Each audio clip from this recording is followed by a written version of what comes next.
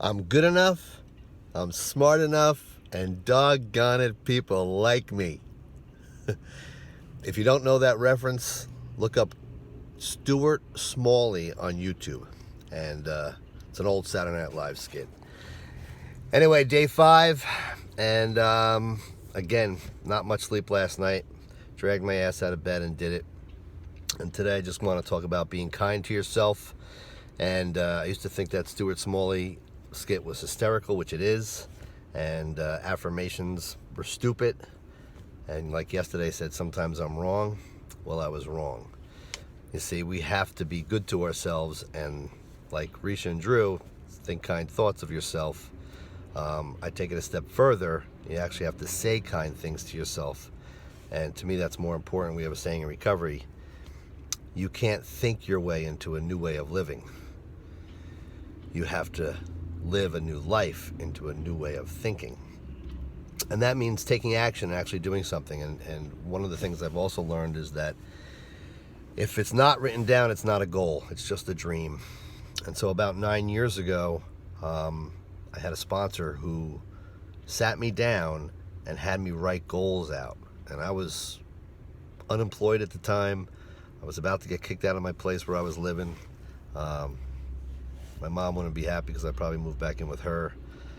And so we wrote goals down, and that was early 2009. And at the end of 2009, I had made 6 figures and moved out west. And shout out to Alina. That's my first place I go to when I go back out and visit Vegas where I lived. And that's another story for another day. But anyway, I had to write the goals down, and there's something about actually writing the goals down that the mind takes over. And if you've never seen The Secret, I highly recommend that you watch the movie. I'm not going to get into too much detail on that. I'll save that for another day. But one of the things I do is I actually have affirmations that I recorded of myself, and I listen to them and I repeat them as I am doing my workout in the morning. And it helps, keeps me focused, and it reprograms my brain. And the brain is just basically a big computer. They say we only use 10% of it. That's not true. The brain is fully functional, but we really only can control about 10% of it. In other words, I can move my eyes, I can put my finger and point it at you guys. I'm controlling that part of the brain. But the breathing function, the circulatory system, all these things that are going on in our body, a lot of it we just relinquish control to our brain to take care of for us, and it does it all in the background. And that includes our beliefs. We build beliefs over time, and they stick.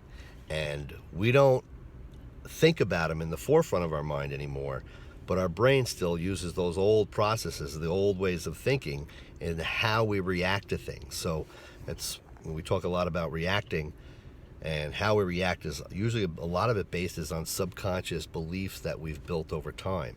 And we can change those beliefs, but we literally have to reprogram our brain. And that's what I do in the morning. I'm reprogramming my brain into a better belief system, and also reiterating those goals. And like The Secret says, I have to actually say them in the present tense and believe them and feel them. And if that happens,